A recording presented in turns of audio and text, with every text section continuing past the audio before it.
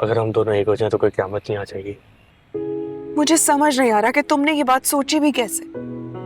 अगर तुम्हारे दिल के किसी कोने में ये बात है ना, तो उसे निकाल के बाहर फेंक दो।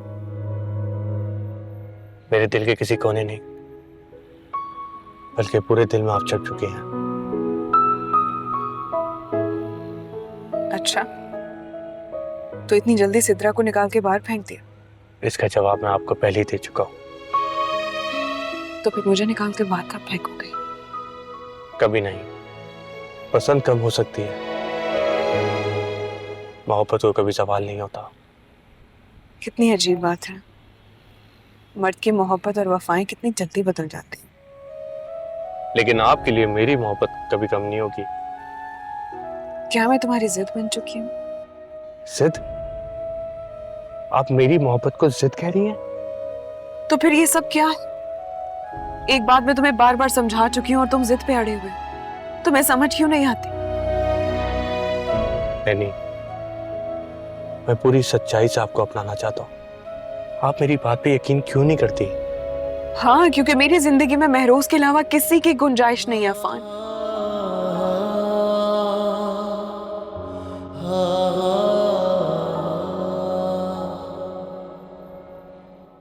आखिर बाबा ने ऐसी क्या बात करनी है अफान से जो उसे बुलवाया है? पता नहीं, कह रहे थे कोई जरूरी बात करनी है। और वो मुझे लेने के लिए कॉलेज पहुंच गया और मुनव्वर ने फिर से छुट्टी कर ली है, इसलिए मुझे उसके साथ आना पड़ा। क्या तुम उसके साथ आई हो? और क्या करती फिर मैं? क्या वाकई अफान राजी है? दिमाग खराब हो गया है अम्मी उसका। ठीक ठाक सुनाई है मैंने उसे, और मैंने कहा कि आइंदा इस तरह की बातें ना सुनूं मैं। लेकिन मुझे समझ नहीं आ रहा कि बाबा को कौन सी बात करनी है उससे। देखो यानी, अफान इतना अच्छा लड़का है, अगर वो खुद राजी है तो तुम्हें इस पे क्या एतराज है? तो फिर आपका मतलब है कि मैं उसे हाँ कह दूं? मतलब आप भी यही चाहती हैं? हाँ, तो इसमें क्या बुराई है? अगर तुम बेवा हो तो इसका ये मतलब नहीं कि तुम किसी से शादी नहीं कर सकती। और उम्र ही क्या है तुम्हारी, पूरी जिंदगी आगे पड़ी है, अकेले कैसे गुजारोगी? किसी से तो शादी करनी पड़ेगी ना, तो अफान से कर लो। अम्मी, आपसे किसने कह दिया कि मैं शादी करूंगी? अगर एक औरत बेवा हो गई है तो इसका हरगिज ये मतलब नहीं कि वो शादी पे शादी करती जाए।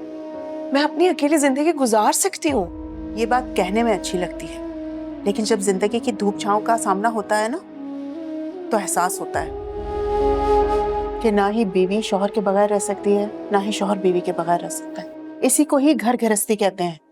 जिसने जो कहना है ना वो कहते रहे, मुझे अब कोई शादी नहीं करनी। पागल मत बनो, हम तुम्हें इस बात की इजाजत नहीं देंगे। सिर्फ तुम्हें ही शौहर की नहीं, तुम्हारे बेटे को भी एक बाप की जरूरत है, और चचा से बेहतर कौन बाप का रिश्ता निभा सकता है? वो अम्मी, आप तो एक ही बात के पीछे पड़ गई। मैं नहीं करना चाहती इस बारे में कोई बात।